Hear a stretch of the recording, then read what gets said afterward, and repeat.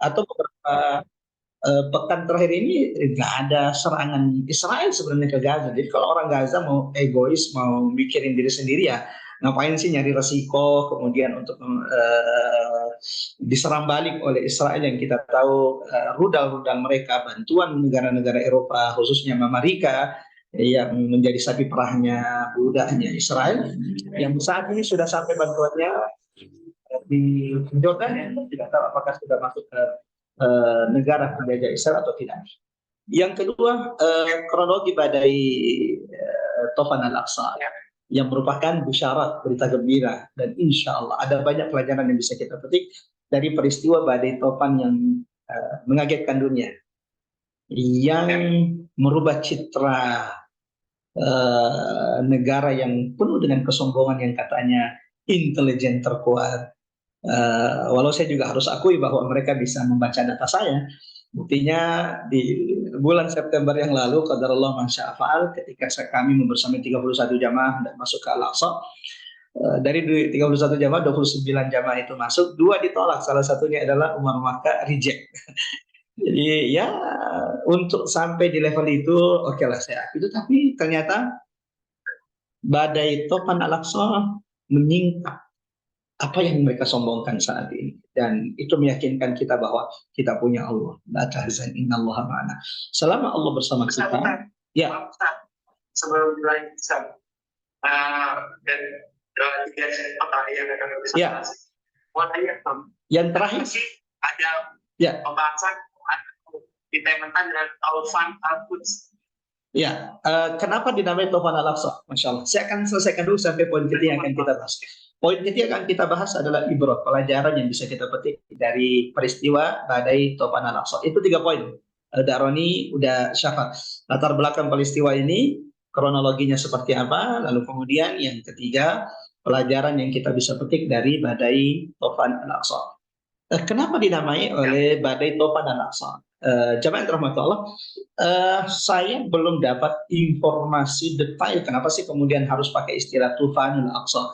Tapi yang saya tahu bahwa setiap gerakan, setiap perjuangan, setiap serangan-serangan saudara-saudara kita yang ada di Hamas, para pejuang Al-Muqawimun di Palestina, khususnya di Gaza, itu pasti membawa tema Al-Quds. Itu pasti membawa tema Aqsa. Artinya itu sudah menjadi isyarat bahwa yang membuat mereka bergerak itu bukan isu Gaza sebenarnya, tapi ada yang jauh lebih besar yang menjadi perhatian, yang menjadi jodoh mereka, yaitu Al-Quds Al-Aqsa, kiblat pertama kaum muslimin, wasiat baginda Nabi, kehormatan kita semua, 2 miliar umat Islam lebih, kehormatannya adalah Al-Quds, kiblat pertamanya. Nah mereka ternyata dari nama-nama istilah-istilah dari serangan-serangan ini itu memberikan isyarat bahwa semuanya dengan setelah Allah adalah qadiyah terkait dengan Al-Quds dan Al-Aqsa. Ada Tufanul Aqsa, coba lihat, badai Tufan Al-Aqsa. Yang kedua, sebelumnya di 2018 ada Saiful Quds, pedang Al-Quds, pedang terhunus untuk Al-Quds. Nah, itu juga munculnya peperangan ini juga diawali dari penistaan-penistaan yang terjadi di Al-Quds. Sebelum-sebelumnya jamaah yang dirahmati Allah, tema-temanya itu diambil dari Al-Quran. Contoh 2008-2009 itu ada peperangan Al-Furqan, Ma'rakatul Furqan, perang pembeda. Lalu di 2012 ada Hijaratun min Sijil. Di surah Al-Fil itu temanya diambil dari surah Al-Fil, Hijaratun min Sijil. Allahu Akbar. Pertama kali bagaimana kemudian Israel itu dikejutkan dengan rudal-rudal dari Gaza. Walau saat itu jangkauannya masih pendek sehingga mereka masih ketawa-ketawa. Tapi 2014 hijarat al-asful ma'kul, seperti daun-daun yang dimakan ulat. Di sini kaget mereka karena ternyata sudah ada rudal-rudal pejuang-pejuang Palestina yang sudah sampai kepada Tel Aviv, ibu kota mereka, ibu kota penjajah Israel. Itu sudah sampai di sana. Yang saya masih ingat betul ketika di malam Ramadan, ketika roket R165 kalau tidak salah namanya, R165 itu diambil dari nama Abdul Aziz, Syekh Abdul Aziz Ar-Rantisi, Rantisi 165, yang jangkauannya itu melewati Al-Quds. Dan ketika saudara-saudara kita di Aqsa yang saat itu salat tarawih melihat roket pejuang Palestina, pejuang Hamas itu melewati Masjid Aqsa, langit Al-Aqsa ke Tel Aviv, mereka bergemuruh dengan takbir dan menggemuruhkan syiar-syiar perjuangan Palestina, birruh, bidam, nahdika ya Aqsa. Seperti itu kira-kira jawabannya. Udah Roni, mudah-mudahan insya Allah ini ada faedah yang bisa dipetik, bahwa tema-tema yang mereka angkat itu adalah tema yang mengisyaratkan apa yang membuat mereka bergerak sebenarnya melakukan serangan. Tidak lepas dari permasalahan Al-Quds, Al-Aqsa yang memang harga mati. Khatun ahmar, garis merah bagi saudara-saudara kita yang ada di Palestina. Kita mulai poin pertama. Ada siapa? Ya. Yang bisa yang bisa merespon dari kami gitu ya. Di mana dengan saudara kita yang menganggap Hamas adalah playing victim Israel, Ustaz. Bagaimana pendapat Ustaz? Maksudnya playing oh ya, playing victim ya. Ya, bukan Yahudi namanya kalau nggak, bukan itu sifat mereka ya. Jadi seperti apa namanya, Masya Allah, saya lihat ada banyak flyer meme yang disebarkan oleh teman-teman kita, dan menurut saya ini bagian dari perjuangan. Ini bagian dari perjuangan. Gambar simple, tapi itu memberi makna, itu memahamkan saudara-saudara kita. Bagaimana sih sebenarnya Israel sifat tabiat mereka itu? Mereka yang datang menjajah, mereka yang datang minta izin untuk tinggal di Palestina. Jadi karena kalau kita ikuti sejarah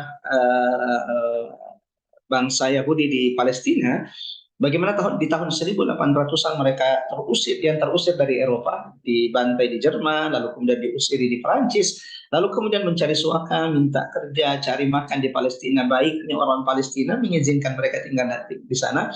Namun lambat laun ternyata mereka mulai membeli tanah sedikit demi sedikit, sampai kemudian Inggris datang membantu mereka, sampai negara ilegal penjajah Israel tahun 1948 itu terbangun. Dan semenjak itu mereka melakukan kezaliman, pencaplokan tanah di Palestina. Sampai hari ini sekitar 85% tanah Palestina sudah dicuri, tanah Palestina sudah dijajah.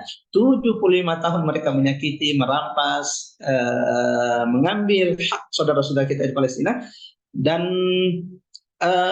kalau kita mengikuti perkembangan peristiwa kejadian di sana, penembakan hampir tiap hari, setiap kepada orang-orang yang dicurigai. Belum kemudian yang dipenjara tanpa alasan, tanpa ada pengadilan dipenjarakan. Dan penjaranya bukan main-main, 100 tahun, 200 tahun, ini tidak masuk akal memang. Bahkan hal yang lebih berat mungkin dialami saudara-saudara kita yang ada di sekitar Al-Quds, yang disebut dengan Al-Maqdisiyun, yang tinggal di sekitar Masjid Al-Aqsa atau di daerah Al-Quds. Kondisi mereka tidak lebih ringan dibanding saudara kita di Gaza. Mereka yang tinggal di Al-Quds kemudian betul-betul dibatasi pergerakan mereka secara ekonomi, secara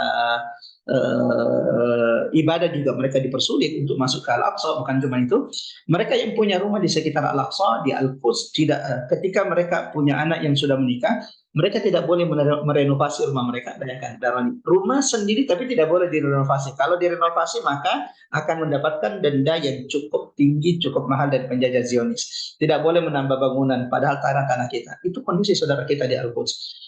Saya sering berkata kepada teman-teman, Allah itu maha adil, Allah itu maha tahu. La yukallifullahu nafsan illa usaha.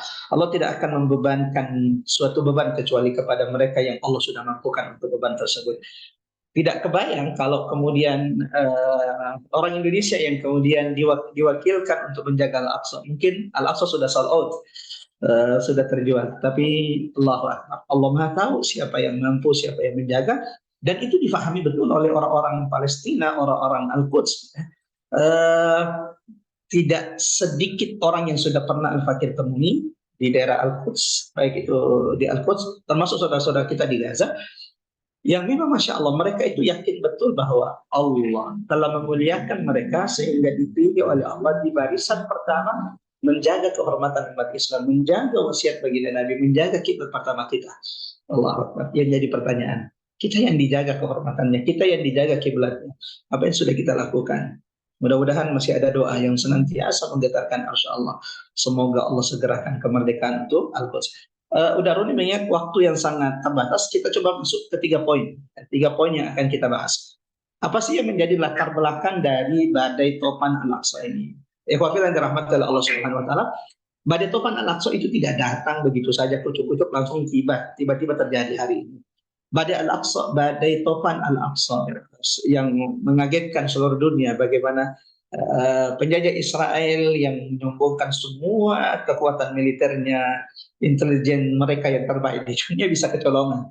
Jamaah rahmat Allah, ikhwatillahi rahmatullah Allah Subhanahu wa taala, Badai Tofan Al-Aqsa ini muncul tidak serta-merta tanpa ada sebab. Badai Tofan Al-Aqsa ini dilatar belakangi dari penjajahan yang cukup panjang. 75 tahun bukan waktu yang singkat. Saya saja umur saat ini 40 tahun, ini udah cukup lumayan lama. Daroni di umur kita ini sudah cukup lama kita hidup di bumi ini. Nah, bagaimana dengan saudara kita yang 75 tahun itu dibawa penjajahan? Allahu Akbar. Dan ini yang perlu kemudian kita ingatkan bahwa di sini bukan rebutan kekuasaan, di sini bukan rebutan tanah, enggak, ini penjajahan orang-orang Palestina agar kemudian ini menjadi bantahan terhadap flying victim para penjajah Zionis ya, yang katanya mereka yang lagi hari raya, lagi konser, lagi nyanyi-nyanyi tiba-tiba diserang. Anda itu penjajah. Dan sadar tidak? 75 tahun Anda menyakiti, Anda membantai, dan coba buka lembaran-lembaran peristiwa-peristiwa sebelumnya. Apa yang mereka lakukan di 2008-2009, Ma'rakatul Furqan, 20 hari mereka gempur berbandir Gaza, bom postcode yang dilarang secara aturan internasional itu mereka gunakan. Lalu apa yang mereka lakukan di 2012 di peperangan Hijaratun min Sijil, dan apa yang mereka lakukan di 2014 serangan terhadap saudara-saudara kita di Gaza, dan itu di bulan Ramadan. Ketika saudara-saudara kita, nah mereka baru sekali dimasuki daerahnya untuk diserang, tiba-tiba kemudian diangkat ke dunia seakan-akan mereka yang tertindas, Hamas adalah terorisme. Nah, ini yang perlu untuk kemudian kita ingatkan kepada saudara-saudara kita, menyampaikan data-data penting ini, bahwa yang terjadi di sana adalah penjajahan. Nah, jangan sampai kemudian dia menjajah, dia merasa dizalimi ketika kemudian orang itu menuntut hak mereka, menuntut balik tanah-tanah mereka yang diambil. Yang kedua, latar belakang dari Badai Tofan Al-Aqsa ini, selain bahwa ini adalah reaksi dari 75 tahun penjajahan Zionis terhadap bumi Palestina. Tidak ada orang yang tidak mencintai negerinya, udah Jafar, udah Ron. Walau sekarang sudah tinggal di Jakarta. Walau kita sudah keluar negeri. Kenapa? 75 tahun. 75 tahun. Betul. Karena negara penjajah Israel itu berdiri tahun 1948. Dan tidak ada orang yang tidak cinta dengan negerinya. Salah satu yang kemudian menjadi kritikan saudara-saudara kita ini kan, ini Hamas tidak memperhitungkan mudarat yang akan terjadi. Ini berapa sih yang bisa orang Hamas ini nggak ngukur kemampuan, masa tidak paham, kenapa mesti menyerang padahal sudah sadar tidak punya kemampuan, tidak punya rudal yang canggih, terus pasukannya juga tidak sehebat, tidak sekuat, tidak selengkap dengan penjajah Zionis. Allahu Akbar. Salah satu jawaban saya kepada teman-teman, termasuk di salah satu status saya, bahwa bisa jadi dulu kalau kita hidup di umat-umat terdahulu atau di masa Nabi, mungkin kita juga sudah mengkritik Nabi Sallallahu Alaihi Wasallam. Mungkin jangan-jangan kita di barisan munafik yang mengkritik Nabi Muhammad Sallallahu Alaihi Wasallam. 1000 pasukan kaum muslimin berani menghadapi 3000 pasukan, 700 ya. 300 lawan 1000 di perang Badar, kemudian 700 melawan 3000 di perang Uhud, lalu kemudian 3000, perhatikan 3000 melawan 200.000 di perang Mu'tah.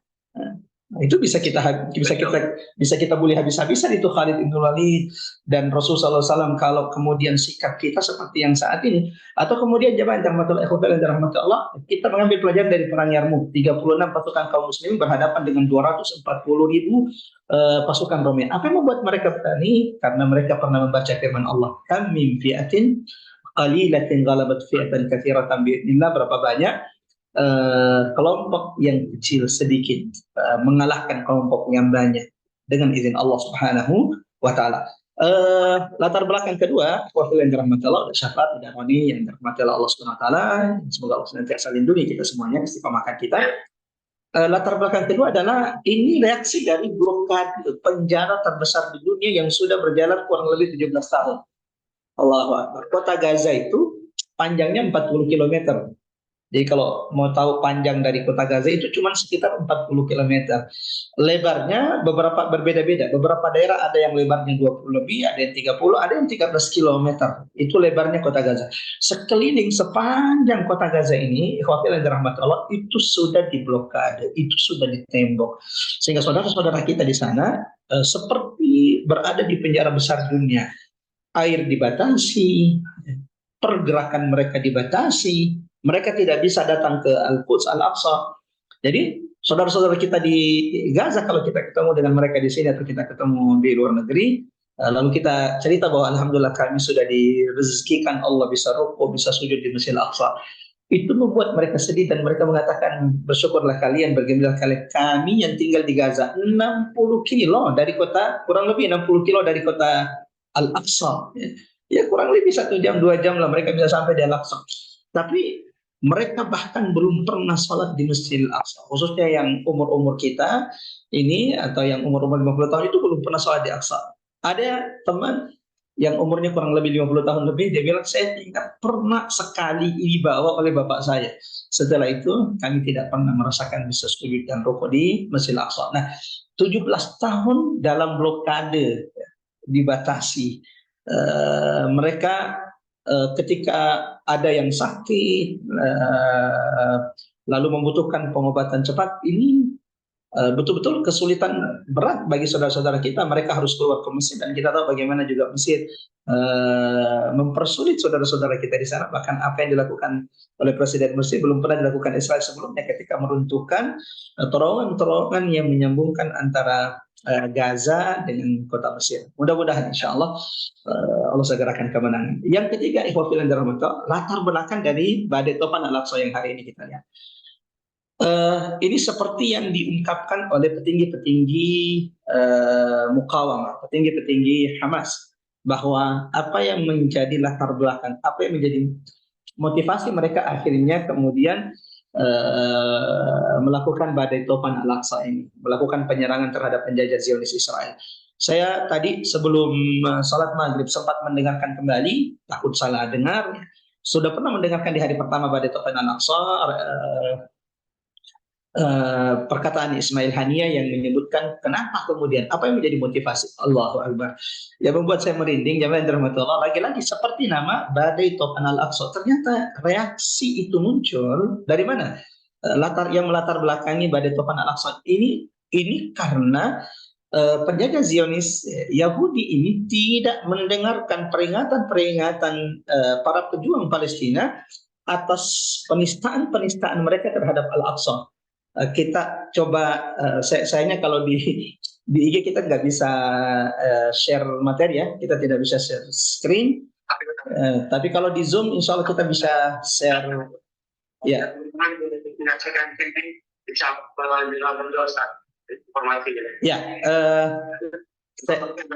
Ya, coba kita share screen dulu bagi teman-teman yang hadir di Zoom. Bagi teman-teman yang ada di di live IG, insya Allah nanti kita akan. Kenapa? Oh, sambil itu pakai kopi ulik atau bukan? Iya, bisa. Masya Allah, Masya Allah. Oke, kita coba lihat ikhwatul yang dirahmati Allah. Sebelum saya lanjut, yang live IG dan saat ini kita sudah share screen untuk yang ikut di Zoom. Ikhwafil yang dirahmati Allah, tadi poin ketiga yang melatar belakangi badai Tofan Al-Aqsa ini adalah penistaan terhadap Al-Aqsa yang tidak henti-hentinya dilakukan oleh penjajah Zionis. Mulai dari penistaan Al-Aqsa, mereka masuk ke dalam Masjid Al-Aqsa, menistakan Al-Aqsa, sampai masuk ke mimbar ke dalam Masjid Al-Aqsa. Padahal itu sudah disepakati dalam perjanjian bahwa Masjidil Aqsa adalah kehormatan umat Islam. Penjajah Israel tidak boleh masuk ke dalam Masjidil Aqsa. Jadi itu sudah peraturan, jadi sudah disepakati itu. Sudah disepakati bahwa Al-Aqsa itu adalah milik umat Islam dan Yahudi tidak boleh masuk ke dalam. Tetapi hampir tiap hari, terkhusus setelah di bulan September kemarin, ketika kami hendak masuk ke Al-Aqsa, hanya bisa sampai di border, hanya bisa sampai di jembatan Malik Hussein. Saudara-saudara kita, ya, jamaah yang masuk itu kemudian tidak bisa datang ke Hebron. Mereka tidak bisa datang ke Masjid Khalil Ibrahim karena Masjid Khalil Ibrahim sedang dikuasai, sedang dinistakan. Satu masjid full itu dipakai oleh penjajah Zionis untuk ibadah mereka. Yang pernah ke Palestina, di Hebron itu ada Masjid Khalil Ibrahim. Di situ ada makam Ibrahim, ada makam Ishak, ada makam Nabi Yakub. Nah, setengah masjid itu sudah diambil, sudah dicaplok, sudah dicuri menjadi sinagog, tempat ibadah mereka. Itu setengah masjid. Nah, 3 kali dalam setahun masjid ini dikuasai full oleh mereka. Saya nggak tahu sekarang apakah sudah lebih dari 3 kali, tapi dulu 3 kali dalam setahun, di hari-hari raya besar mereka itu, satu masjid full ini diambil oleh mereka. Termasuk ketika jamaah kami hendak datang ke sana, itu mereka tidak bisa datang karena ternyata masjid full, sedang dicaplok, digunakan oleh penjajah Zionis. Belum lagi kemudian mereka masuk. Ya. Ustaz sempat pergi ke tahun ini, rasanya kalau saya kan beberapa kali di sana ya. Iya. Nah, yang kemarin kan nggak bisa masuk, apakah yang sebelumnya yang pada saat bisa masuk itu apakah di Hebron juga seperti itu kondisinya? Iya. Jamaah rahmatullah, alhamdulillah, saya juga berdoa kepada Allah, mudah-mudahan siapapun yang ikut live kita saat ini atau nanti melihat tontonan ini, mudah-mudahan Allah mudahkan bisa rukuk sujud di Masjidil Aqsa sebelum Allah wafatkan kita semuanya. Amin ya rabbal alamin. 2010, 2019 kami diberikan kesempatan Allah, alhamdulillah bisa masuk. 2010 bisa masuk. Nah, ketika 2010 itu beberapa bulan sebelum kami sampai di sana itu terjadi penembakan di waktu sholat subuh di Masjid Hebron. Masjid Hebron ini memang ikhwah fillah yang dirahmati Allah, kondisinya sangat memprihatinkan karena untuk sampai di masjid ini kita harus melewati checkpoint yang itu pakai detektor tuh, pakai mesin detektor. Setiap yang mau sholat ke dalam itu diperiksa satu persatu oleh penjajah Zionis. Dan yang muda-muda biasanya akan dipersulit kecuali yang tua-tua. 2019 juga diberikan kesempatan kembali masuk ke Al-Aqsa. Walau saat itu alhamdulillah bisa masuk, datang, dan tidak terlalu diperketat. Berbeda dengan tahun ini karena saudara-saudara kita jamaah itu sampai di Palestina bertepatan dengan hari raya mereka. Dan perlu diketahui orang Yahudi itu adalah umat yang paling banyak hari rayanya. Mereka yang bikin hari raya mereka sendiri yang sulit. Maka Nabi ingatkan kita, orang umat Nabi Muhammad ini, hari raya kita cuma 2, Idul Fitri dan Idul Adha. Coba kita live. Coba kita putar dulu salah satu video bukti penistaan mereka terhadap Masjidil Aqsa, penindasan mereka terhadap para murabitun, pada para murabitat. Salah satunya ini.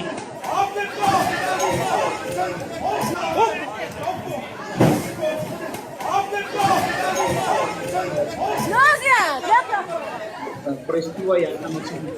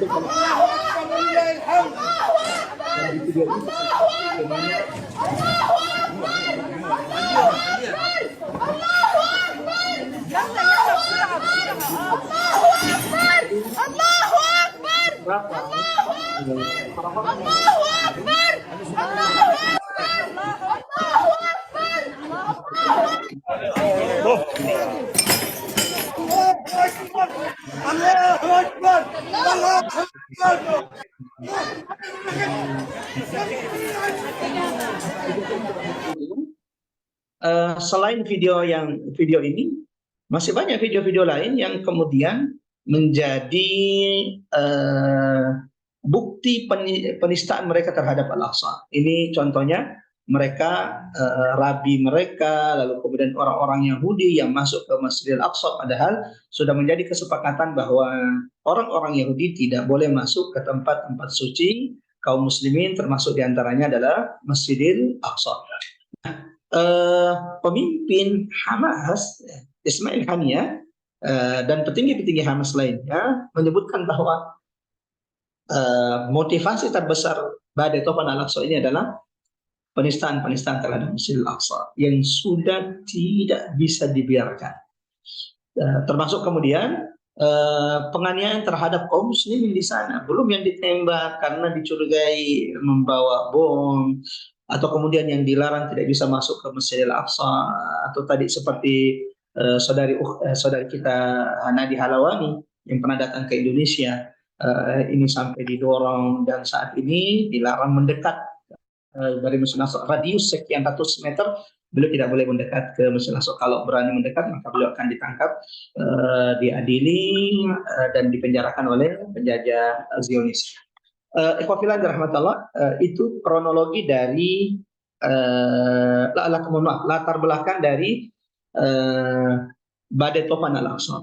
Adapun kronologi dari seperti apa sih peristiwa badai Tufan Al-Aqsa itu, peristiwanya seperti apa, biar lebih mudah untuk kemudian kita pahami. Saya juga sudah menyiapkan video gambaran peristiwa badai Tufan Al-Aqsa atau Tufanul Aqsa, yang ini nanti insya Allah saya akan jelaskan. Sebentar, ya ada video, insya Allah akan saya buka.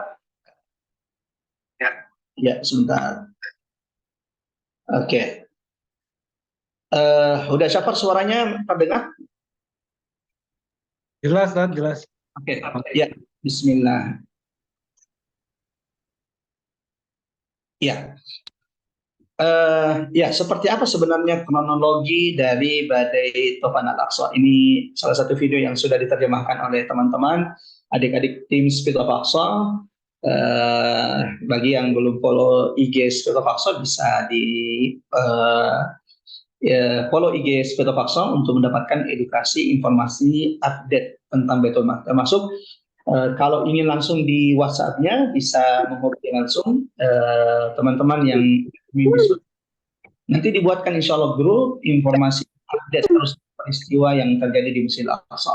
Oke, kita coba putar video kronologi penyerangan atau kronologi Tufanul Aqsa. كان هجوما غير عادي لكتائب القسام. هو كذلك لأن مقاتلي القسام لا يزالون يتمركزون لليوم الثالث على التوالي في مستوطنات إسرائيلية خارج حدود القطاع. يتركز القتال حتى ساعة إعداد التقرير في عدة مستوطنات في المناطق الشمالية والشرقية والشمالية الشرقية.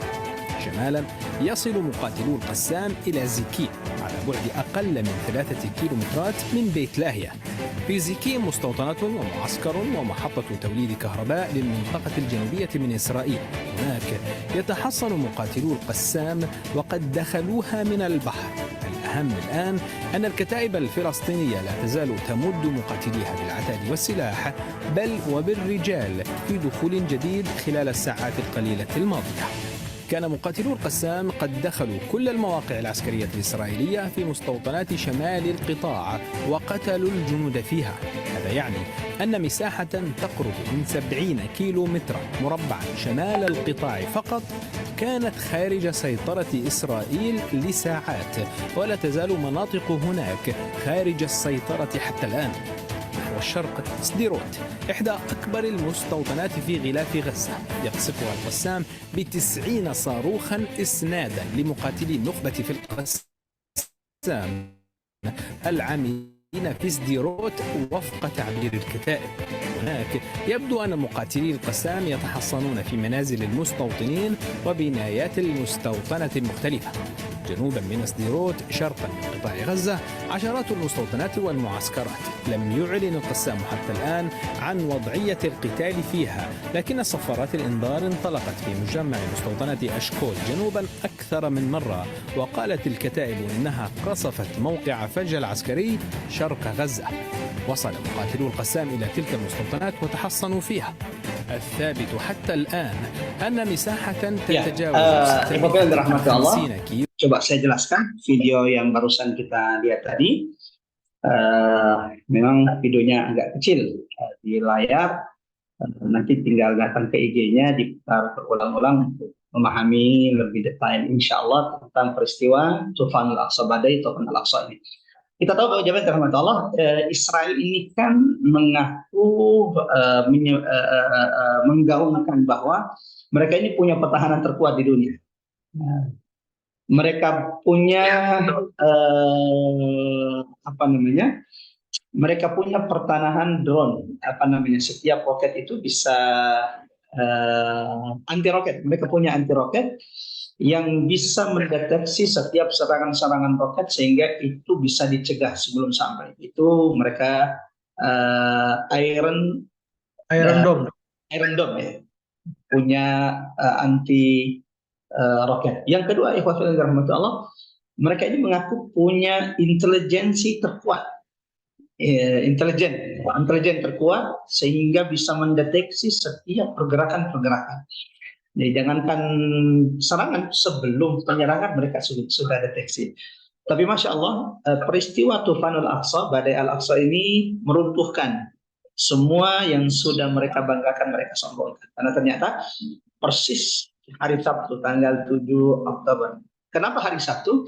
Karena hari Sabtu itu hari libur mereka, hari mereka kemudian biasanya berleha-leha, bersantai-santai.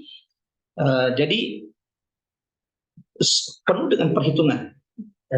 Ketika para pejuang Palestina itu kemudian memilih tanggal 7, satu karena itu adalah hari Sabtu dan mereka tahu hari Sabtu itu adalah hari liburnya mereka, dan itu biasanya mereka tidak ketat di setiap checkpoint atau kemudian di tempat-tempat yang dijaga oleh militer. Yang kedua, ikhwafillah rahmatullah, yang kita bersyukur kepada Allah, fa inna ma'al usri yusran, inna ma'al usri yusra. Di tengah semua keterbatasan, kesulitan saudara-saudara kita yang ada di Gaza, ditembok, diblokade selama kurang lebih 17 tahun, lalu kemudian terbatas dalam segala hal, pasokan makanan, termasuk kemudian yang mereka butuhkan untuk dijadikan persenjataan menghadapi para penjajah Zionis. Tetapi lagi-lagi Masya Allah, ini janji Allah, la yukallifullahu nafsan illa usaha, fa inna ma'al usri yusra. Lalu kemudian Allah memang sudah menjanjikan bagi orang-orang beriman bahwa Allah pasti akan memberikan pertolongannya kepada hamba-hambanya yang beriman. Nah, ikhwafillah rahmatullah, dahsyatnya adalah saudara-saudara kita di Gaza ini, para pejuang ini, di tengah keterbatasan mereka, ternyata mereka itu tahu betul, sudah mempelajari cara kerja dan sistem persenjataan orang-orang Israel. Jadi cara kerja Iron Dome-nya itu sudah dikaji, sudah dipelajari, gimana caranya bisa meloloskan senjata, termasuk kemudian signal pendeteksi pesawat, itu sudah mereka pelajari betul, sehingga kali ini mereka tidak menggunakan pesawat tetapi menggunakan motor payung ya. Menggunakan para layang, dan ternyata Masya Allah itu efektif karena ternyata mereka sudah mengkaji, meneliti sedemikian rupa, ada ketinggian tertentu di mana deteksi itu bisa dideteksi, setiap pergerakan itu akan dideteksi oleh alat-alat atau persenjataan canggih penjajah Zionis. Sampai kemudian ikhwatillahi rahmatullah Allah Subhanahu wa taala, hari Sabtu tanggal 7 Oktober di pagi hari, saudara-saudara kita yang ada di Gaza kemudian menyerang tiba-tiba secara darat. Ada yang menggunakan para layang yang lebih dulu, dan mereka itu sudah sudah latihan sebelumnya. Jadi sudah ada geladi sebelumnya. Jadi ternyata itu sudah digeladi. Bentuk ruangan setiap kantor-kantor itu mereka sudah tahu. Jadi memang jangan kaget ketika mendapatkan beberapa video mereka masuk langsung tembak, karena ternyata masya Allah jumlah ruangan itu, bentuknya, arahnya itu sudah mereka tahu betul, dan itu sudah digeladikan di Gaza dulu sebelum penyerangan. Karena memang ini tidak boleh main-main.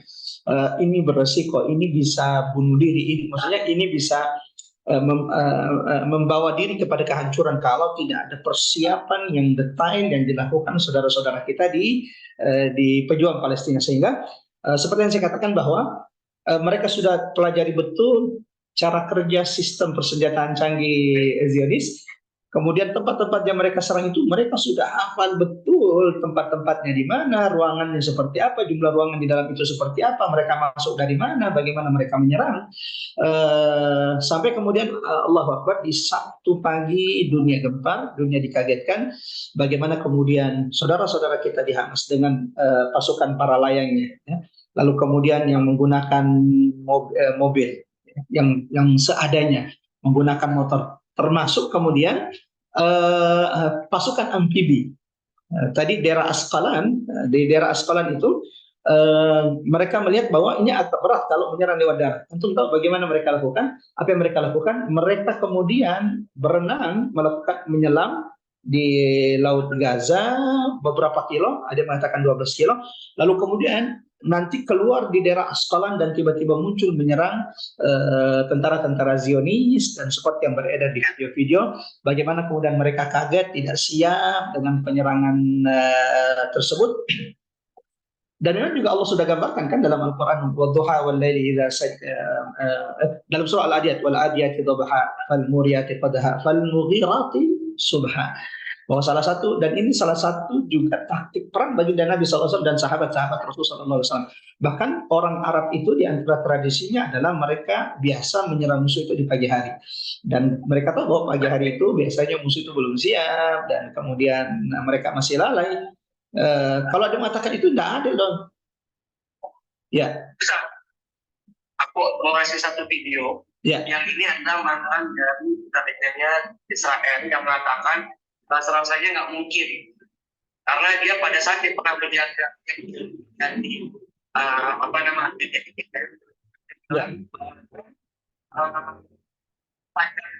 nggak boleh berdiri kemana-mana, fokus, bahkan sekedar bermati itu dicurigai, mungkin video itu bisa dijelaskan. Oke, boleh.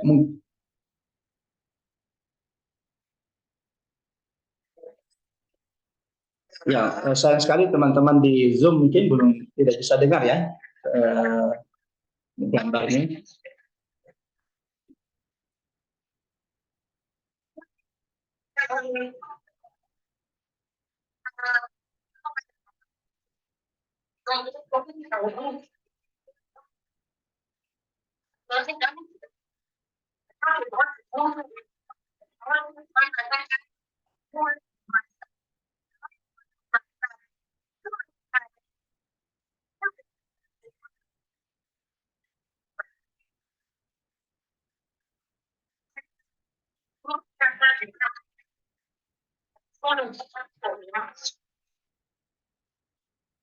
Oke,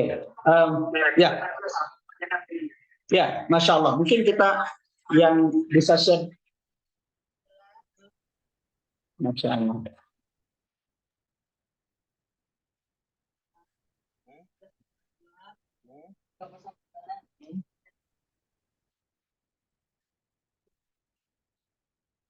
Ya.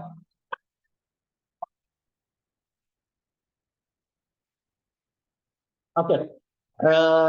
Ya. Ya. Masya Allah. Terima kasih banyak Daroni yang sudah memperlihatkan share video di IG. Bagaimana kemudian ada pengakuan dari salah satu mantan intelijen Israel bahwa apa yang terjadi saat ini syibhul mustahil, ini nggak masuk akal, ini kok bisa terjadi. Allahu Akbar. Bagi kita umat Nabi Muhammad, bagi kita yang kemudian membaca Al-Quran, inilah janji-janji Allah, inilah bisyarah yang Allah sampaikan di dalam Al-Quran. Layan suranna, bahwa Allah pasti akan memenangkan mereka yang berjuang di jalan Allah Subhanahu wa taala. dan ini memberikan motivasi kepada kita bahwa apa yang mereka banggakan, apa yang mereka katakan sebagai kuat itu ternyata amat sangat mudah dipatahkan oleh Allah jika Allah sudah berkehendak, jika Allah sudah menurunkan nasr pertolongannya kepada umat Muhammad Sallallahu Alaihi Wasallam. Ya, singkat bahwa kemudian terjadilah penyerangan tanggal 7 Oktober tersebut yang kita lihat di video bagaimana kemudian tank-tank Israel itu berhasil direbut oleh pejuang-pejuang Palestina. Puluhan tentara-tentara Israel itu kemudian berhasil ditembak, ada yang kemudian juga ditawan sampai hari ini. Bahkan ada update terakhir bahwa sudah sekitar 900 lebih, sudah sekitar 900 korban yang berjatuhan dari Israel. Kalau saudara kita, mudah-mudahan insya Allah. Tapi kan Ustadz kita juga ribuan Ustadz yang meninggal. Jamaah dirahmati Allah. Korban yang gugur dari kita tidak akan pernah sama dengan korban dari mereka. Karena Nabi mengatakan di perang Uhud, qatlana fil jannah, semua saudara-saudara kita yang gugur di Palestina, di Gaza, qatlana fil jannah, yang gugur dari kita insya Allah masuk surga, wa qatlahum fin nar, sementara yang gugur dari mereka kembalinya adalah neraka. Allahu Akbar. Nah, ikhwan fillah rahmatullah Allah, sampai kemudian setelah kemudian menguasai beberapa tempat di daerah-daerah yang sudah dijajah oleh Palestina seperti Asqalan, lalu kemudian Ghilab dan beberapa Sidur dan daerah-daerah yang lainnya, lalu kira-kira sudah berhasil menawan beberapa tentara-tentara, kemudian mereka kembali masuk ke Gaza. Ikhwan rahmatullah Allah Subhanahu wa taala. Ini saja itu sudah menjadi tamparan besar bagi para penjajah Zionis. Ini sudah mengagetkan dunia bahwa ternyata apa yang didengung-dengungkan penjajah Israel selama ini tidak apa yang didengung-dengungkan Israel selama ini ternyata tanggal 7 Oktober itu dipermalukan, dibuka oleh Allah Subhanahu wa taala. Nah, di poin terakhir pertemuan kita malam hari ini, ikhwan fillah rahmatullah, sisa kronologi dari Badai Topan ini bisa dilihat di beberapa IG, akun Instagram yang insya Allah ini informasinya valid, seperti AI Palestina, lalu kemudian Quds ID, ini bisa dicek insya Allah, walau memang berbahasa Arab ya, kebanyakan berbahasa Arab, tapi insya Allah sudah ada juga yang sudah diterjemahkan dalam bahasa Inggris. Sebagai penutup pada kesempatan kali ini, Dak Syafar, udah Roni, karena kita sudah 20:39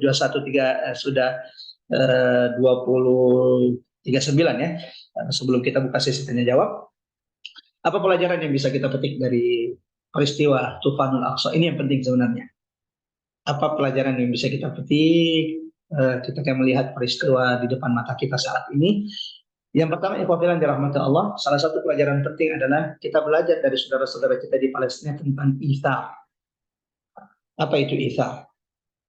Mendahulukan saudara kita, walau kita juga butuh.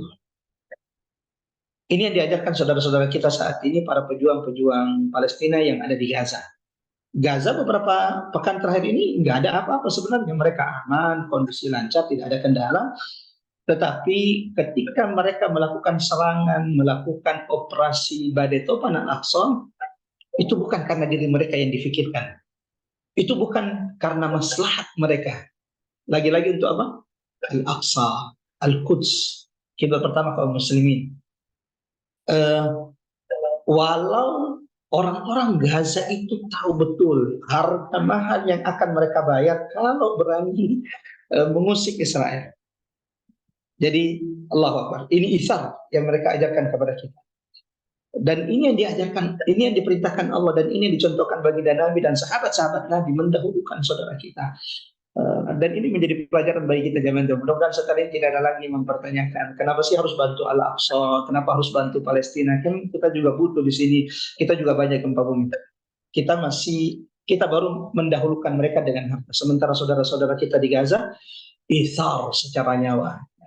Mereka tidak ingin saudara mereka yang di Al-Quds yang tertindas. Mereka tidak ingin saudara-saudara mereka yang di Al-Aqsa itu teraniaya, sehingga mereka memberikan peringatan kepada Israel, walau mohon diingat baik-baik. Ini juga menjadi jawaban bagi teman-teman. Tapi kan akhirnya korbannya lebih banyak, jumlah bangunan dihancurkan lebih banyak. Jangan dirahmati Allah.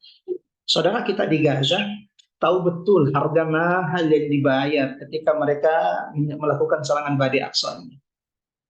Sebagaimana bukan cuma orang-orang para pejuang, seluruh masyarakat Gaza juga tahu.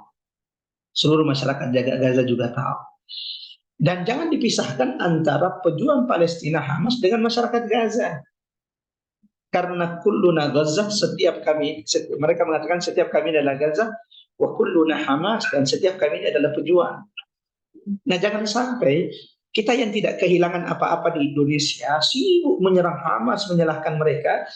Sementara saudara-saudara kita di Gaza sendiri yang kehilangan anaknya, kehilangan putra tercinta, kehilangan ayahanda tercinta, kehilangan istri tercinta.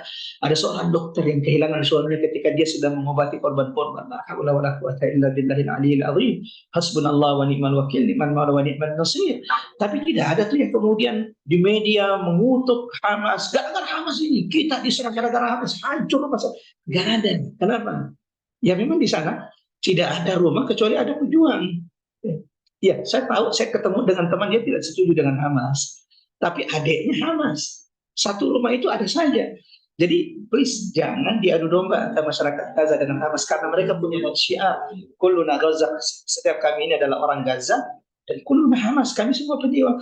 Bahkan ada video, sayangnya memang waktu sangat terbatas untuk kita perlihatkan bagaimana seorang ayah yang harus menggendong putranya yang sudah terluka. Saya tidak tahu apakah syahid atau tidak, dan mudah-mudahan sudah menunggu orang tuanya di surga. Dia peluk anaknya sambil mengatakan hasbunallah wa ni'mal wakil, hasbunallah wa ni'man nasir, sambil mengatakan kita juga siap berkorban demi Hamas, kami juga siap mengorbankan apa yang kami miliki Tuhan untuk para pejuang. Allahu Akbar. Itu yang kehilangan anak, itu yang kehilangan istri, tidak ada yang mencaci maki. Kenapa mesti kita yang jauh di sini yang tidak tahu tentang Gaza, yang tidak tahu bagaimana Hamas, tidak tahu tentang Hamas, tapi kemudian kita sibuk menyerang Hamas itu hizbi, Hamas itu bayaran Israel. La haula wala quwata illa billah. Hamas itu tidak punya perhitungan. Hamas itu melakukan modal Allah. Asa anta kursya'an huwa khairul lakum. Kalau kita tidak tahu sesuatu, sebaiknya kita menjaga lisan dan tulisan kita. Terlebih bahwa yang kita fitnah, yang kita tuduh, yang kita sebarkan hoax yang tidak benar, bahwa mereka antek-antek, mereka buatan Israel adalah tujuan di jalan Allah. Itu musibah. Mudah-mudahan kita paham adab, dan mudah-mudahan kita sadar diri kita yang tidak berbuat apa-apa, sibuk makan pangsit somai di sini. Tapi kemudian Allahu Akbar, begitu mudah tulisan kita, tangan kita untuk menyerang saudara kita yang mempertahankan kehormatan kita. Pelajaran kedua, ini pelajaran pertama. Syafar, udah Roni. Jadi kita belajar apa? Isa mendahulukan saudara kita yang ada di belajar isar bagaimana orang-orang Gaza mendahulukan nyawa saudaranya walau mereka sendiri kehilangan nyawa. Allahu Akbar. Dan ini yang Allahu Akbar sanjungkan kepada sahabat-sahabat Nabi. Ini adalah sifat-sifat Ansar dan ini adalah sifat-sifat Muhajirin. Di Madinah, Allahu Akbar, salah satu sifat ciri khas penduduk Ansar itu adalah Isa. Dan Allah menjunjung mereka, yu'thiruna ala anfusihim walau kana bihim khassasah. Orang-orang Ansar itu mendahulukan orang-orang Muhajirin walau mereka butuh. Nah, berikan rumahnya walau mereka juga butuh rumah, berikan kebunnya walau mereka juga butuh kebun. Bahkan ada satu kisah, mudah-mudahan insya Allah ini bermanfaat bagi saya, bagi kita semuanya, agar ini menjadi penguat bagi kita. Kenapa kita harus dahulukan saudara kita di Palestina? Ya. Ustaz, silakan. Ini di IG kasih satu statement pendek buat teman-teman supaya ini jadi reminder. Ya. Buat teman-teman di IG, sebelum berhenti live di IG-nya, semua kita bisa berbuat untuk Al-Aqsa. Semua kita bisa berbuat untuk Al-Quds. Sesuai dengan kemampuan kita. Siapapun yang punya harta, silakan. Berikan harta terbaik kita. Yang punya tenaga, media sosial, gunakan media sosial menjadi bagian perjuangan Al-Quds. Jika semua itu tidak bisa engkau lakukan, jangan lupa munajatkan doa-doamu di waktu-waktu mustajab. Mudah-mudahan menggetarkan arsh Allah sehingga Allah segerakan kemenangan untuk saudara kita di Filistin. Itu kira-kira sudah Roni, dan kita lanjut di Zoom dan IG pelajaran-pelajaran berikutnya. Ya. Terima kasih ya. Wayak. dia lagi di waktu yang lain untuk bisa bicara seputar Palestina. Dan mudah-mudahan mungkin bisa offline someday biar teman-teman bisa lebih sebenarnya lebih jauh lagi awal seperti apa, sejarah seperti apa, dan pasti butuh waktunya yang nggak sedikit dan butuh apa yang terus edukasi agar teman-teman termasuk kami sendiri bisa paham lebih jauh tentang bagaimana kita memulai Palestina, guru Palestina, dan seperti apa pembelaan kita terhadap seperti apa pembelaan kita pada mereka, walaupun nanti sedikit saja bentuk pembelaan kita yang dapat agama, tapi cuma sekedar pakai rasa kemanusiaan, rasa itu sudah menunjukkan bahwa kita sudah berpihak pada mereka. Siap. Itu ya Ustaz. Barakallahu fiik. Sampai bertemu buat teman-teman yang live di. Wah iya. Assalamualaikum warahmatullahi wabarakatuh. Ya. Salam dulu. Kita lanjut yang di Zoom. Masya Allah. Oke, sambil yang di IG juga sampai kalau kemudian yang terakhir sedapatnya insya Allah. Jadi ini pelajaran pertama dari peristiwa Badai Tofan Al-Aqsa ini. Satu, Allahu Akbar. Kita belajar ihtar dari saudara-saudara kita. Akhlak mulia, ihtar mendahulukan saudara-saudaranya dari peristiwa Badai Tofan Al-Aqsa. Yang kedua, ikhwafillah dirahmati Allah,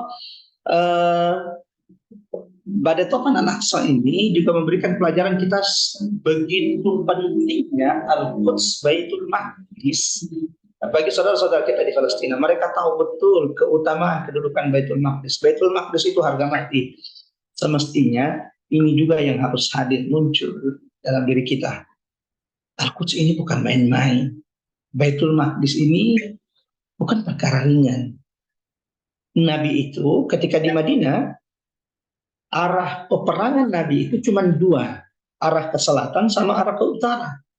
Coba deh belajar sirah, pelajari lagi peperangan Nabi Ghazawat Ar-Rasul, peperangan Nabi itu cuma dua jalurnya, jalur ke selatan.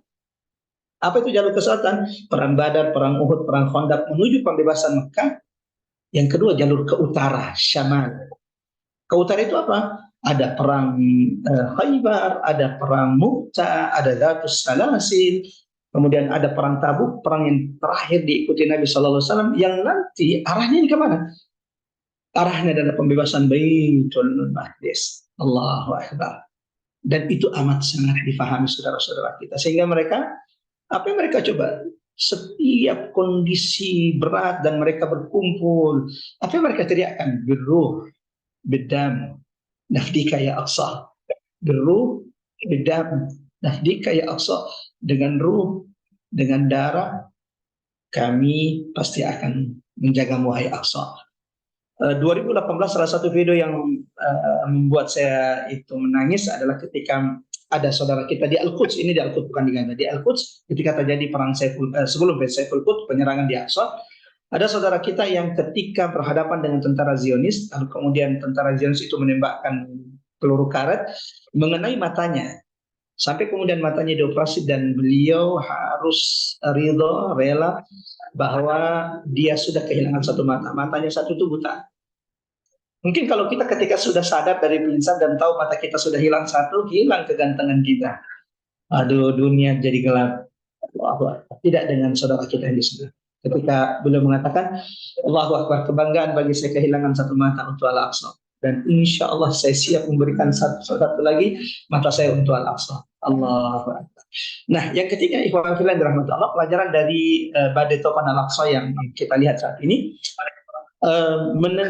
menguatkan, menegaskan apa yang dijanjikan Nabi dalam hadis, apa yang disebutkan Nabi dalam hadis tentang At-Ta'ifah Al-Mansurah, kelompok yang senantiasa dimenangkan oleh Allah Subhanahu wa taala. Dalam hadis diriwayatkan oleh Imam Ahmad, Nabi itu mengatakan akan terus ada kelompok kecil dari umatku. Ta'ifah itu kelompok kecil dari umatku. Mereka itu alal haqqi zahirin, mereka itu berdiri di atas kebenaran. Li'aduhim, jadi mereka berdiri di atas kebenaran, kuat di atas kebenaran. Li'aduhim qahirin, mereka kokoh di hadapan musuh, enggak ada rasa takut di hadapan musuh. Coba lihat sifat-sifatnya. Berdiri kuat di atas kebenaran, satu. Yang kedua apa? Kokoh di hadapan musuh, enggak ada takutnya di hadapan musuh. Yang ketiga apa? La yadurruhum man khadzalahum. Mereka tidak termudaratkan dengan orang yang menyelisihi, dengan orang yang membuli, dengan orang yang menghina mereka. Tiga. Diingat baik-baik ya, 3 sifat. Kuat di atas kebenaran, kokoh di hadapan musuh, dan tidak termudaratkan dengan yang menyelisihi mereka. Yang unik di sini, jamaah dirahmati Allah, ikhwati yang dirahmati Allah, ketika Nabi mengatakan tidak termudaratkan dengan siapapun yang menyelisihi. Nabi tidak mengatakan Yahudi, Nabi tidak mengatakan kafir, tapi Nabi mengatakan man, siapapun.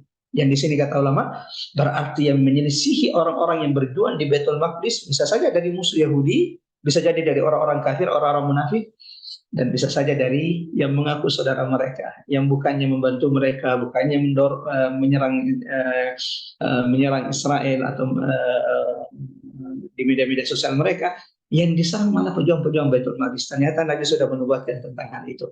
Sahabat bertanya, Ainahum, di mana kami bisa bertemu dengan orang-orang yang disebutkan sifat-sifatnya tadi, ada 3 sifat. Di mana kami bisa bertemu dengan mereka? Hadis ini diriwayatkan oleh Imam Ahmad dalam musnadnya.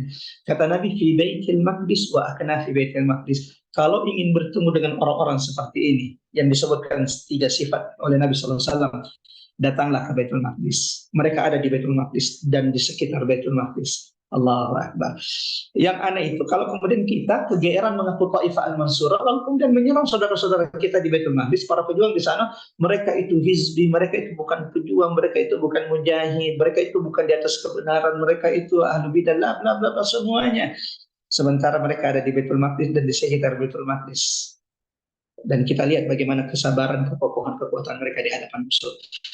Mudah-mudahan ini menjadi pengingat bagi kita jamaah rahmat untuk hati-hati menjaga lisan tulisan kita, agar kalau kita belum bisa berbuat untuk Palestina, untuk menjaga Masjidil Aqsa, setidaknya kita menjaga lisan, menjaga tangan-tangan kita untuk tidak menyerang, menusuk dari belakang saudara-saudara kita yang sudah berhadapan dengan musuh.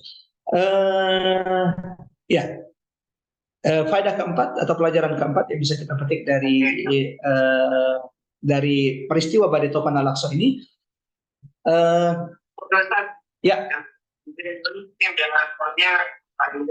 siap, silakan Kak Roni. Ya. Masih teman-teman yang udah nyaksiin, kemudian ya, ikhwafil rahmatullah, kita lanjut. Ini IG-nya sudah berakhir. Pelajaran keempat dari Badai Tofan Al-Aqsa yang bisa kita petik, ibrah keempat yang bisa kita petik. Siapapun yang memperhatikan, siapapun yang melihat video-video saudara-saudara kita di sana yang kehilangan putra tercinta, kehilangan putri tercinta, kehilangan suami, kehilangan istri, kehilangan orang tua, kehilangan anak. Coba lihat apa kata-kata mereka. Hasbunallah wa ni'mal wakil. Asyhadu an la ilaha illallah wa asyhadu anna Muhammadar Rasulullah. Itu yang kita dengar dari lisan-lisan mereka. Ya. Itu yang kita dengar dari lisan-lisan mereka. Allahu Akbar. Yang belum tentu kalau kita yang kena musibah ini kita bisa sekuat mereka ketika kita kehilangan orang-orang yang kita cintai. Ini mengingatkan kita dengan satu hadis Nabi Sallallahu Alaihi Wasallam diriwayatkan oleh sahabat Nabi Abdullah bin Umar, bahwa Nabi mengatakan di akhir zaman sebaik-baik penghuni bumi itu khiyaru ahli al-ard. Seperti itu bunyi hadisnya. Khiyaru ahli al-ard. Sebaik-baik penghuni bumi di akhir zaman. Alzamahum muhajara Ibrahim. Mereka yang tinggal dan bertahan di tempat hijrahnya Nabi Ibrahim. Di mana tempat hijrahnya Nabi Ibrahim? Palestina, Baitul Maqdis, tempat saudara-saudara kita saat ini sedang berjuang. Terakhir, ikhwafil rahmatan Allah Subhanahu wa taala, ibrah terakhir yang bisa kita petik dari Badai Tofan Al-Aqsa. Allahu Akbar. Wa makar Allah wallahu khairul makirin. Jangan bersedih selama Allah masih bersama kita. Mereka bisa bangga dengan semua kekuatan-kekuatan mereka, tapi kita punya Allah, kita punya Rabb, kita punya Tuhan yang Maha Kuasa atas segala sesuatu. Allahu Akbar. Dan peristiwa Tofan Al-Aqsa, Badai Al-Aqsa ini menjadi bukti lemahnya mereka. Wa tahsabuhum jama'a wa qulubuhum syatta. Kata Allah dalam Al-Quran tentang orang-orang Yahudi, kamu mengira mereka itu kompak bersatu, padahal hati mereka bercerai-berai. Mudah-mudahan singkat ini bermanfaat. Mudah-mudahan insya Allah apa yang disampaikan ini menjadi faedah, pencerahan, terus bagian fakir, dan siapapun ikhwafillah yang mengikuti kajian kita malam hari ini. Barakallahu fikum. Subhana rabbika rabbil izzati amma yasifun wa salamun alal mursalin walhamdulillahi rabbil alamin. Wassalamualaikum warahmatullahi wabarakatuh. Saya kembalikan kepada host kita, Uda Syafar. Tafadhol Uda Syafar. Baik, Ustaz. Jazakumullah khairan katsiran, barakallahu fikum Ustaz. Masya Allah ya, dari yang antum sampaikan tadi, mungkin sebelum kita masuk ke sesi tanya jawab ini, supaya kita frekuensinya bisa lebih sama gitu Ustaz ya. Eh, Mungkin bisa sama-sama kita bayangkan gitu Ustaz ya, pada saat kita punya rumah gitu ya, tiba-tiba ada orang datang ke rumah kita gitu ya, mau merampas rumah kita, cuma dia bilang, saya nggak akan ganggu kamu deh, kamu saya kasih baik-baik tapi tinggalnya di kamar belakang saja, saya kasih makan, saya kasih minum gitu ya, setiap tamu yang mau datang ke kita harus lapor sama dia gitu. Dan lebih menyakitkan lagi, dia nanti dapat kartu keluarga, dia dapat KTP di rumah kita gitu kan. Nah kalau udah seperti itu, tiba-tiba kita lemparin itu orang, terus ada orang mempertanyakan, kenapa kamu lemparin itu orang gitu. Ini yang ajaib yang nanya gitu Ustaz ya. Jadi kalau masih ada orang mempertanyakan badai tofan kenapa dilakukan, Masya Allah, Ustadz udah cukup baik menjelaskan, ini 75 tahun segala macam. Harusnya nanya aja udah aneh itu Ustadz. Pertanyaannya sudah aneh, logika yang harus dipakai gitu. Orang terjajah bertahun-tahun, apalagi Ustadz sampai mau menampilkan dengan baik hatinya, menampilkan bagaimana represif yang diterima saudara-saudara kita di sana. Itu yang Ustadz tampilkan tadi mungkin sepermiliarnya kali Ustadz ya. Gimana Masjidil Aqsa dibombardir dengan tentara bersenjata menghadapi rakyat jelata gitu yang nggak pegang apa-apa, itu udah cukup menghinakan. Jadi harusnya lebih dari badai topan yang ditimpakan buat dajal-dajal itu mungkin gitu ya, Masya Allah. Mestinya udah kiamat Aqsa yang diberikan Mestinya udah kiamat ya, Masya Allah. Kita kalau digituin aja akan berontak, Ustaz. Nggak peduli menang. Nggak peduli yang kita hadapi raja di raja, tapi kalau udah harga diri yang tersinggung itu, kita nggak peduli menang gitu. Mati pun nggak ada masalah gitu. Nah itu mungkin yang membuat kita harusnya fine tuning itu, sehingga nanti tadi Ustaz sampaikan juga, tolong jaga lidah, jaga lisan. Udah nggak bantuin gitu ya, ini mengkritisi gitu. Nauzubillah, kok bisa seringan itu gitu mengkritisi orang yang membela haknya, yang membela harga dirinya gitu. Ini nggak usah bicara agama dulu kali saja, logika aja gitu. Kemana logika manusianya gitu? Nggak usah pakai dalil dulu deh gitu. Kaki kita diinjak, kita keplak lah kepala orang gitu. Dan yang membuat saya sedih sebenarnya, dan Syafat, yang membuat saya sedih ketika saudara-saudara kita sudah berhadapan-hadapan dengan musuh, kok bisa kompak gitu antara Abu Janda dengan teman-teman kita yang notabene semestinya mereka mendukung gitu loh. Kalau Abu Janda oke lah nyerang Hamas tiba-tiba dengan semangatnya begitu, oke lah. Jelas bukan muslim, wajar ya gitu ya. Wajar, tapi yang nggak wajar itu teman-teman yang semestinya mereka yang terbiasa dengan hadis, terbiasa dengan ayat, masa sih segitu juga belum dipahami? Bukankah kemudian pelajaran dari Nabi SAW ketika beliau mengharapkan menang pasukan Romawi terhadap pasukan Persia, padahal sama-sama kafir, dua-duanya kafir, tapi Nabi masih memberikan dukungan karena ini lebih ringan. Ya Allah, masa itu tidak jadi pelajaran penting bagi kita sehingga kemudian kita bisa memberikan pilihan kita siapa yang kita dukung antara Hamas dengan Israel. Oke lah kita Hamas disebut Hizbillah atau apa, tapi kan dia masih Muslim. Kalau dia masih Muslim, Allahu Akbar. Apakah tidak ada doa untuk saudara-saudara kita yang saat ini terzalim? Itu yang kadang saya sebenarnya ya mudah-mudahan Allah. Nggak elok juga kalau kemudian kita habiskan waktu kita hanya untuk berdebat, hanya untuk melayani hal-hal ini. Sementara ada banyak saudara-saudara kita yang mungkin belum tahu tentang Al-Quds, Al-Aqsa, keutamaannya yang perlu kita cerahkan. Seperti itu kira-kira. Baik, Ustaz. Dan memang sangat aneh gitu pada saat kita mengkritisi motivasi orang yang membela diri, sementara orang itu sudah kehilangan nyawa orang tuanya, anaknya, keluarganya. Sementara kita yang mengkritisi masih sambil duduk-duduk gitu depan TV sambil WA-an gitu. Terus kita mengkritisi orang gitu yang sudah kehilangan banyak gitu. Kurang membuktikan apa lagi motivasinya gitu. Itu nauzubillah ya. Mungkin kita harus berkaca diri. Dan mungkin juga tadi dari yang Ustaz sampaikan jadi muhasabah buat kita. Pada saat kita menilai suatu keadaan, suatu kondisi hanya dari kacamata dunia, ya sudah. Babak belur lah analisis kita. Kita akan terkaget-kaget kalau kita bicara fakta yang Ustadz sampaikan tadi di Uhud, di Badar. Jumlah itu nggak make sense kalau pakai algoritma akal kita berpikir. Kalah kacamata dunia kita pakai. Kita lihat wah Palestina lawan Israel yang seluruh kekuatannya itu terbaik gitu di dunia. Belum lagi didukung oleh kekuatan terbaik di dunia juga gitu. Kalau kita hanya dengan kacamata dunia, maka kita pikir wah ini Hamas cari mati nih gitu ya. Mas nggak mikir nih siapa yang dihadapin, karena kacamata dunia yang kita pakai gitu. Kalau itu yang Rasul pakai gitu, nggak bakal nyerang-nyerang tuh di Badar gitu.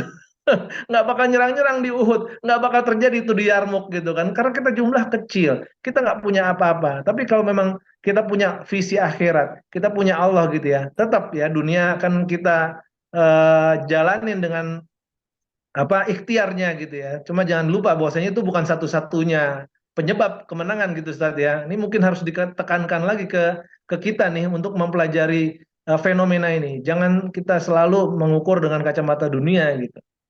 Baik, teman-teman yang ingin bertanya Tapi silakan. fenomenanya selalu berulang ya Bang Safar ya. Ini Ron, Nyambungnya di sini silakan. nih, dari IG nyambungnya di sini, maaf nih. Ya, Selalu berulang fenomena ketika sesama muslim itu malah sebaliknya gitu ya. Malah sebaliknya mereka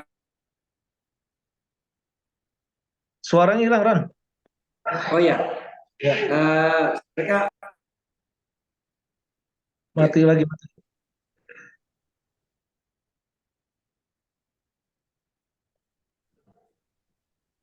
Ya, silakan Syawal. jadi itu diserang lagi gitu Ustaz, seperti apa namanya, kayak mereka ini yang Roni tangkap kok teman-teman sesama muslim tapi kok seperti menganggap permasalahan Palestina itu permasalahan sebuah negara aja gitu, bukan permasalahan sebuah tauhid gitu, sebuah hal yang harus diperjuangkan, di mana di situ ada masjid, salah satu masjidnya yang menjadi tempat yang harus kita kunjungi gitu Ustaz. Itu bagaimana ya Ustaz menyikapi hal itu ya Ustaz? Ya, barakallahu fiik udah Rodi atas apa yang sudah ditanyakan atau atas pertanyaannya terkait bahwa umat Islam ini, bahkan saudara-saudara kita yang mungkin kelihatannya sudah punya ilmu, tapi masih menganggap biasa permasalahan Baitul Maqdis, permasalahan Al-Aqsa, sehingga ya biasa-biasa saja dibombardir dan tidak ada niat untuk mengambil peran, mengambil bagian dari perjuangan Al-Aqsa. Ya jawabannya sama, jawabannya satu, bahwa informasi tentang Al-Quds, tentang Al-Aqsa yang belum merata di tengah kaum muslimin. Ada yang kajian fikihnya sudah kuat, tapi tentang keutamaan Baitul Maqdis, kedudukan Baitul Maqdis, seberapa penting Al-Quds secara geografi, secara agama, ini yang banyak belum diketahui oleh saudara-saudara kita. Saya nggak usah menceritakan orang lain, saya saja yang saya mengukur diri saya, mencontoh diri saya dari pesantren 7 tahun lalu kemudian lanjut kuliah di Jakarta, di Libya sekian tahun. Memang kita jarang mendengar betul tentang Baitul Maqdis, boro-boro tentang bagaimana taharrukat, pergerakan Rasul menuju pembebasan Al-Aqsa. Hadis-hadis penting tentang bahwa Al-Aqsa itu adalah masjid pertama, kedua yang dibangun, itu hampir jarang betul kita dengarkan. Sampai kemudian alhamdulillah saya sangat bersyukur atas karunia nikmat yang Allah berikan, bertemu dengan masyaikh dari Palestina, lalu mulailah akhirnya mendengarkan tentang sejarah Palestina, mendengarkan tentang hadis-hadis Baitul Maqdis. Nah dari sini jemaah Allah akhirnya berdoa kepada Allah, Allahumma stahdimna wa la tastabdilna, ya Allah pilih kami, pilih hambamu yang fakir ini, yang hina ini ya Allah, menjadi bagian keberkahan perjuangan Baitul Maqdis, wa la tastabdilna, dan jangan gantikan aku dengan yang lain. Bahkan semakin dan itu yang kami rasakan, semakin mendalami tentang sejarah Baitul Maqdis, hadis-hadis tentang Baitul Maqdis, maka semakin kita tahu betul seberapa penting Baitul Maqdis. Kenapa dalam sejarah peradaban manusia tidak ada peradaban yang ada yang lahir kecuali pasti akan menguasai Al-Quds. Mulai dari peradaban Firaun, peradaban Babilonia, peradaban Persia, kemudian Romawi, peradaban Islam. Karena salah satu simbol pemegang kekuasaan dunia adalah Baitul Maqdis. Siapa yang menguasai tanah Baitul Maqdis 1 kilometer persegi itu, dialah penguasa dunia saat ini. Dia yang mengatur dunia saat ini. Pertanyaan, siapa yang menguasai Baitul Maqdis saat ini? Ya kita sudah tahu jawabannya. Mereka yang mengatur dunia saat ini. Sebagaimana Nabi SAW dan sahabat-sahabat Rasulullah memahami betul mengajarkan kepada kita tentang kedudukannya. Mudah-mudahan ada suatu saat saya lagi memikirkan saat ini membuat kajian berseri tentang roadmap Nabi menuju pembebasan Baitul Maqdis atau pergerakan Nabi, series pergerakan Nabi menuju pembebasan Baitul Maqdis, agar kita tahu betul dari kisah ini sebegitu penting ternyata Baitul Maqdis, dan ternyata pembebasan Baitul Maqdis tidak semudah membebaskan Batu Makkah. Selain jaraknya yang jauh, musuh yang dihadapi adalah musuh pemegang kekuatan dunia saat itu. Seperti itu kira-kira, Dak Roni. Kata kuncinya adalah ilmu. Mudah-mudahan insya Allah ini tugas kita semuanya.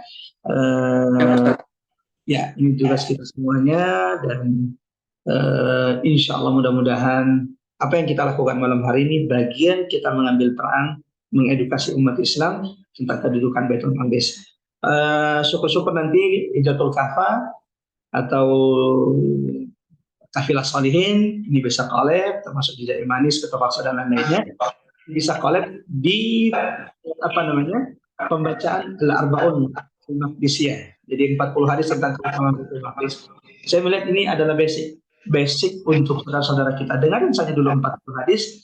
Dari situ mudah-mudahan tersadarkan ternyata ada hadis tentang hadis, dan bukan cuma satu. 40 ini adalah sudah pilihan-pilihan. 40 hadis, dan itu 40 yang tidak berulang-ulang.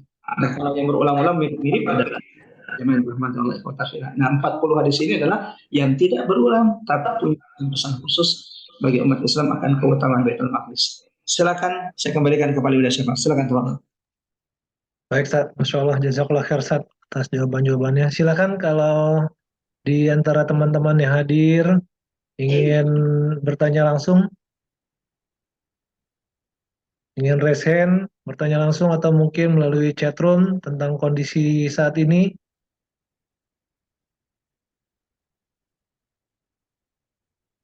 Sambil nunggu pertanyaan, Ustaz, ya. Ya. Jadi saat ini kita perlu bijak ya, Ustaz, ya, dalam menyikapi kondisi-kondisi yang kita saksikan gitu. Kita tidak bermudah-mudah untuk memberikan tanggapan tanpa ilmu, tanpa data dan fakta, tanpa berdiskusi dengan orang yang mungkin lebih tahu, lebih paham, dan lebih lama menggawangi isu-isu ini. Buat teman-teman yang di Zoom ya, tadi lupa memperkenalkan nih, guru kita ini bukan sekedar cendekiawan akademik ya, jadi beliau ini adalah aktivis, dan saat ini beliau menjabat sebagai Sekjen Spirit of Aqsa. Jadi kalau bicara Aqsa, kalau beliau bicara Aqsa, orang yang tepat gitu, bukan orang baru hari ini doang ngomongin Aqsa gitu. Udah ngerasain gimana masuk Aqsa, dan ditolak masuk Aqsa juga nyobain gitu, Ustaz, ya. Dan alhamdulillah jaringan beliau untuk informasi mengenai Aqsa ini cukup bisa kita terima, dan paham juga gitu kondisi dinamika di sana. Memang tidak baik-baik saja, tidak ideal semuanya. Justru dengan ketidakidealan itu memaksa kita harus wise gitu. Nggak sekedar bersikap gebrak gitu Ustaz, ya. Tiba-tiba seakan-akan kayak orang ngerti aja gitu. Dia nggak paham psikologisnya di sana seperti apa. Bahkan kalau kita juga lihat akhir-akhir ini postingan guru kita yang kita muliakan juga, Ustadz Salim Afilah gitu, udah senada banget dengan yang Ustadz Umar posting juga gitu. Kayaknya beliau juga udah mulai gregetan dengan komen-komen yang mungkin kurang kurang sahih dan kayak kurang bijak gitu. Nah, ini pelajaran buat kita untuk sering bertanya dan menghadiri majelis-majelis ilmu, apalagi yang terkait dengan Baitul Maqdis. Nah, ini ada pertanyaan nih, 40 hadis dari mana, Ustaz? Nih, Masya Allah, Ustaz. Ada yang mulai tertarik hadis Baitul Maqdisiyah nih, Ustaz. Silakan dijelasin. Masya Allah. Satu, ini ada kajiannya insya Allah. Ini ada kajiannya rutin, tadabbur 40 hadis tentang keutamaan Baitul Maqdis. Kajian rutinnya bersama Jejak Imani. Tapi sebelum masuk ke hadis ini, kita ada 4 pertemuan sebagai muqaddimah supaya punya pemahaman secara menyeluruh dulu sebelum masuk ke hadis tentang sejarah Baitul Maqdis. Sejarah Baitul Maqdis sebelum Nabi, dari Nabi Adam sampai sebelum Nabi Muhammad. Kemudian sejarah Baitul Maqdis di masa Nabi, sejarah Baitul Maqdis di masa Khilafah Rasyidin. Sepenting apa sih Al-Aqsa itu di mata seorang Abu Bakar As-Siddiq, seorang Umar, Ali, dan sahabat-sahabat Nabi radhiyallahu anhum ajma'in. Kemudian Baitul Maqdis dari runtuhnya Khilafah Utsmaniyah sampai hari ini, agar kita tahu betul jangan dalam ada polemik yang sedang terjadi di sana. Betul, saya sampai kemudian saya sebenarnya tidak ingin berdebat panjang dengan teman-teman yang menyerang saudara-saudara kita yang berjuang di Baitul Maqdis. Cuma saya sedih aja kalau kemudian fitnah, tuduhan-tuduhan itu tanpa ada bukti. Buatan Israel kan, bukankah kita yang mengatakan tabayun lah, kita yang sudah ngaji kitab dan sunnah, ini kan mestinya hal yang amat sangat basic. Mana buktinya kalau mereka itu adalah buatan Zionis? Kemudian ikhwafil dirahmatillah Allah Subhanahu wa taala, yang kadang juga kita tidak, yang membuat kita sedih adalah ketika selain bahwa ini tidak ada bukti sebuah fitnahan, tuduhan tersebut, kadang kita bermudah-mudah ikhwafillah dirahmati Allah menyampaikan informasi tanpa punya ilmu. Contoh, di sebuah makalah mengatakan saya tidak tahu sama sekali apa motivasi Hamas untuk menyerang Yahudi. Nah, kalau sudah tidak tahu sama sekali, ya kan nggak boleh ngomong dong kalau begitu. Wala taqfu ma laysa laka bihi ilm. Lalu kemudian mengatakan bahwa ini petinggi-petinggi Hamas ini enak saja mereka bisa berlindung, berada di tempat yang aman sehingga mereka tidak kena rudal, sementara yang jadi korban adalah masyarakat. Ini juga sangat menyakitkan karena realitanya tidak seperti itu. Yang lebih dulu terbunuh dengan rudal itu adalah pemimpin Hamas. Seperti Syekh Ahmad Yasin yang kita tahu tubuh beliau itu hancur di rudal oleh penjajah Zionis, pengganti beliau Syekh Abdul Aziz Ar-Rantisi juga hancur tubuhnya. Terus masa itu tidak kita tahu, lalu kemudian membuat tulisan bahwa ini hanya mengorbankan rakyatnya. Lalu kemudian anggaplah mereka itu adalah hizbi, mereka itu ahlu bid'ah. Yang jadi pertanyaan, terus kalau yang tidak bid'ah, yang tidak hizbi, yang memperjuangkan yang mana? Biar kita dukung. Oke lah, kita ingin yang tidak bid'ah juga tidak hizbi. Seandainya kita juga ingin coba tunjukkan, rekomendasikan yang mana. Kan nggak mungkin juga kita ngomong, bicara, tapi juga kita hanya memperkeruh suasana, tidak berbuat apa-apa, tapi lisan kita, tangan kita tidak beradab kepada saudara-saudara kita. Itu saja sih sebenarnya menjadi kerisauan. Tetapi saya juga mengajak kepada jamaah yang dirahmati Allah, ikhwatillah yang dirahmati Allah, juga menyikapi secukupnya. Hati-hati juga dengan lisan kita, dengan saudara kita. Tidak usah juga menghujat, wah ini antek Israel. Udah bisa jadi karena saudara kita belum tahu tentang posisi kedudukan Baitul Maqdis dan tidak tahu tentang bagaimana nubuat Nabi tentang orang-orang yang ada di negeri Syam. Sebaik-baik penghuni bumi, Khalifah Mansur itu ada di sana. Dan kalau ketemu dengan tapi kan penampilan mereka ya penampilan mereka itu nggak ada isu. Ini juga makanya kalau sebelum ngomong itu sebaiknya cari informasi. Contoh saudara kita yang ada di Al-Quds, anak-anak muda di Al-Quds itu memang nggak ada yang penampilan pakai sorban kayak saya nih, anak-anak mudanya yang penampilan kayak santri-santri ala-ala kita yang bawa kitab, itu nggak ada. Kenapa? Setiap anak muda yang dicurigai punya semangat perjuangan Islam di Al-Quds itu langsung ditangkap, dan penjajah Israel itu berhak menangkap semua penduduk Palestina yang ada di Al-Quds hanya dengan sebuah tuduhan tanpa harus dibuktikan. Sehingga anak-anak muda di sana apa yang mereka lakukan? Mereka harus menyembunyikan ghirah yang ada dalam diri mereka. Jadi ya cukur-cukurnya memang kalau kita ngelihat ini kok nggak ada yang apa ya kayak santri-santri gitu cukur, memang begitu ala anak-anak style anak-anak muda, karena itu cara mereka untuk kemudian menjaga diri mereka. Tapi jangan tanya ketika terjadi kerusuhan, ketika terjadi pembelaan, penjagaan terhadap Al-Aqsa, siapa yang paling terdepan? Yang engkau lihat cukurnya itu tidak sebaik, tidak serapi, tidak sesopan cukur. Mereka yang terdepan. Yang kau lihat celananya, pakaian mereka tidak sebaik pakaian, itu berada di barisan terdepan. Dan bukankah jihad adalah sanam zirwatus puncak agama Islam? Artinya Islam ini akan sampai di puncak ketika jihad itu kemudian dihidupkan oleh umat Nabi Muhammad ketika mereka tidak takut untuk berkorban bahkan dengan nyawa yang mereka miliki untuk menjaga agama mereka. Itu mungkin sedikit syafaq yang bisa saya tambahkan. Baik, Masya Allah Ustaz. Silakan kalau ada yang ingin menyampaikan pertanyaan lagi, mau diskusi, mumpung ada guru kita yang mungkin bisa memberikan informasi, menjelaskan hal-hal yang selama ini berseliweran ya di sosial media kita.